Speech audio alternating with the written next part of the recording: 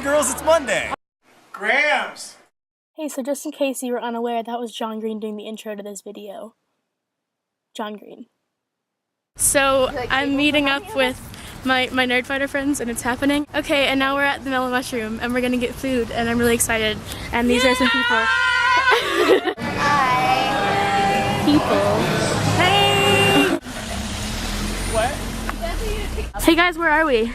We're gonna see John Green! We're actually like random high school, actually. That's where we are. Yeah, our random high school. Walking backwards for your tour guide-ness. I'm so excited. We're so excited right now. We're so like giddy. Everything's in all caps. Yeah, we have established that everything we're saying is in all caps. Rancho Jay said, "Oh, you want to put it near me." She's brand new to the library. We're very pleased that she's here. And Jennifer. Without further ado, please welcome John Green to the stage. I always have to check and make sure my zipper is zipped up because something that happened one time in San Francisco that I'll tell you about later. First, I'm hoping that you can say good morning, my brother Hank. So what you say is good morning, Hank. It's Friday. I know that Your video's on Monday. that my next video is in fact on Monday, but you're not going to be in that one. So you're going to be in the video on Friday. So you say good morning if it's Friday. I know that this is unusual because it's not Friday, but it will be. In the fullness of time. So, yeah, so if you can, on three, just say, good morning, Hank, it's Friday. 1, 2, 3. Good morning, Hank, it's Friday! I'm going to cut all that stuff after you said good morning, but it was nice. I will tell you that story about San Francisco, though. So I was speaking in front of a group kind of like this one, except they were a bunch of people who didn't know who I was, but it was like the same number of people, like 400. And they were like, they thought I was really funny, and it was really going incredibly well. And that's pretty unusual for when I'm speaking in front of a bunch of people who don't know who I am. And then, like, when it came time to open it up for questions, I said, is there any questions? And like every single person in the audience raised their hand. And I just pointed at someone and I said, yes? And they said, Mr. Green, are you wearing your fly zone? Obviously I wasn't. And it wasn't just like unzipped, it was like open. So I like turned around and I zipped my fly and I'm like, were there any other questions? And they're like, nothing.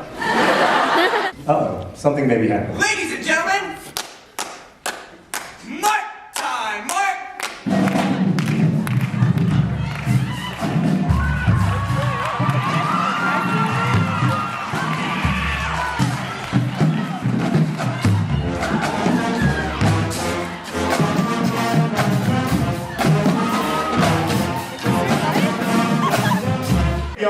Can you raise your hand if you've met me before in some capacity?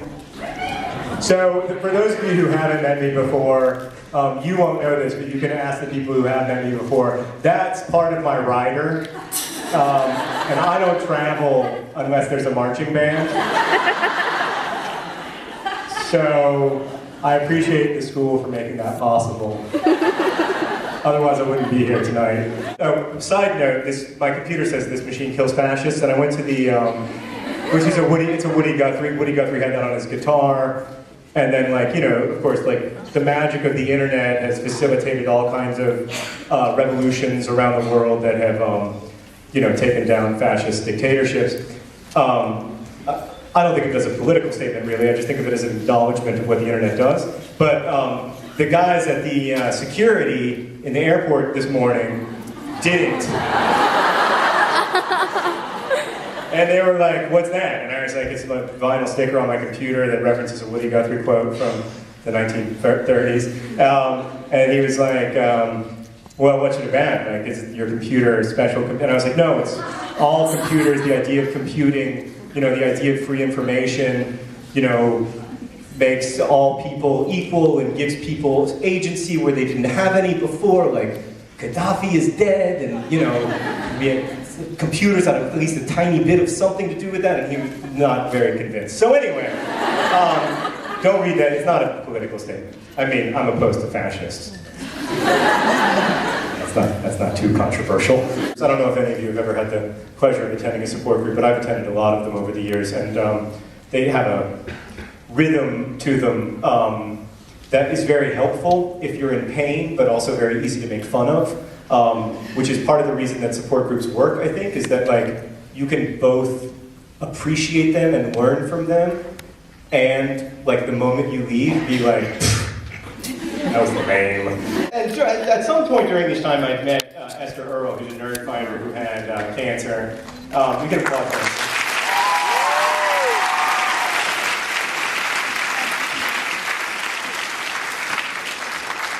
And like through knowing Esther, I was able to be a little bit less self-indulgent for the first time about the way I thought about illness and shorter lifespans, right? I had this problem, which is that I couldn't imagine a non-nihilistic worldview that would allow for the things that I had seen. I remember one time when I was working as a chaplain, one of my old professors said to me, there is a law against parents bearing their children, and someone should enforce it.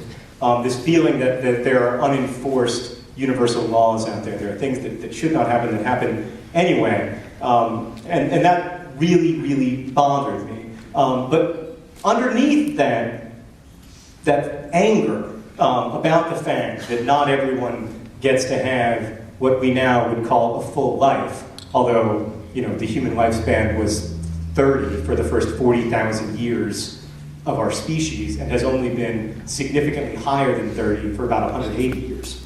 But what we would now call a full life, I feel that some people are robbed of that and that they don't do anything wrong to be robbed of it, that there is no, there's no cause and effect, there's no discernible pattern, it's arbitrary, it's unfair.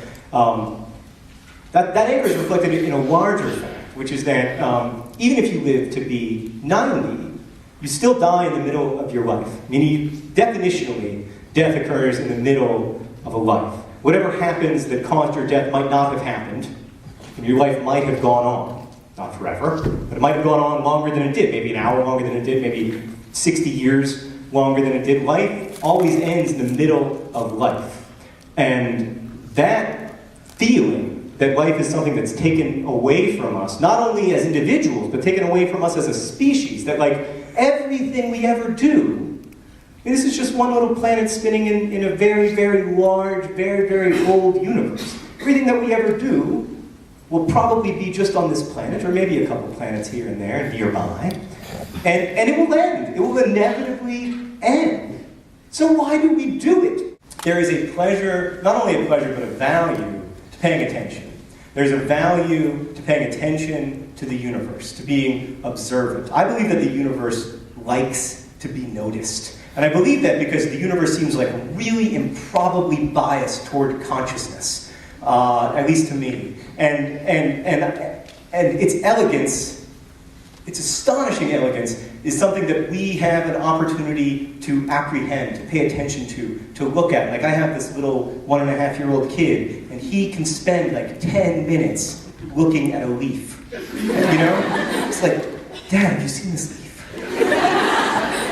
It's completely symmetrical, Dad. This side and this side are symmetrical, and then this side and this side are also symmetrical. Why did they do that? I don't know, man, that's crazy. All those annoying questions that like 2-year-old kids ask. Why is the sky blue? I don't know. Let's find out. Why does this electrical circuit work? I don't know. What are tides? I don't know, let's find out, How do magnets work, to quote Insane Clown Posse? We have this gift that has been given to us, which is the opportunity, both alone and together, to observe the universe. And now I don't just mean the physical universe, I also mean the universe of ourselves and the universe of one another. And that gift is not to be taken lightly. And there is, to me, what the conclusion that I have come to, finally, although I'm still plenty afraid of death and won't be welcoming it, the conclusion that I have finally come to is that has value. No matter whether it's something that you do for 1.5 years or if it's something that you do for 90 years or 130 years, that our responsibility, while there are these times when we really can enjoy just skimming across the surface, those moments where we can stop and really observe the universe become very valuable, not only to us, but to the people who will come after us, and the people we love, the people around us. And so that's really what I was led to through the 11 years or whatever that I've been writing this book that has now become The Fault in Our Stars. Hey guys, so that was kind of one of the best things that's ever happened. John Green is always great, and he basically talked about life and death and his new book, and it was really inspirational. So this week's theme is to make an ultimate wish list, and I wasn't really sure what this meant at first, but I'm kind of understanding that it's just some things that you would really, really want at some point in your life. So I have made a list of 4 items that I could think of at the moment, entitled Ultimate Wish List, and here we go. The first thing I have on the list, just on my mind at the moment, is plane tickets to VidCon, because I have my ticket and Gabe has reserved a room, but I just have to figure out how I'm going to get there, if I can, and that'll probably entail getting a job. But if I had this ultimate wish list and it could just come true, then I would wish for it, and then I could go to VidCon and it would be good. The second item I have on my list is to study abroad in Spain, because right now I just transferred to this school and I'm trying to major in music technology and possibly double minor in Spanish and anthropology, and I'm trying to cram in all of those credits for a major and minors in 3 years instead of 4. So I'm taking a lot of credits, but if I could study abroad at some point, maybe like take some summer classes or do an extra semester of school, that would be great. And Spain would be preferable because I've always really wanted to go there. Never been out of the country, and Spain seems awesome. The third item on my list is kind of really cheesy, but like, if we're talking about something that I want in my life, then this is definitely something I want to fall in love, because it's something that I've always wanted and it's never even come close to happening really, and it's just something that I've thought about since as long as I can remember, and it would be one of my ultimate wishes. And the fourth thing I have on my list, I'm probably not going to add any more because this video is probably going to be long already with John Green footage. So, the fourth thing I have on my list is to move back to New York, and preferably Brooklyn, and have a ridiculously successful recording studio or something. I don't know. But I miss it up there. It just ended up that my school was really bad. But I loved the area, and it was so good, and I would like to move back at some point. And yeah, I can't wait to hear you guys' wish list, and Melissa, I'll see you tomorrow.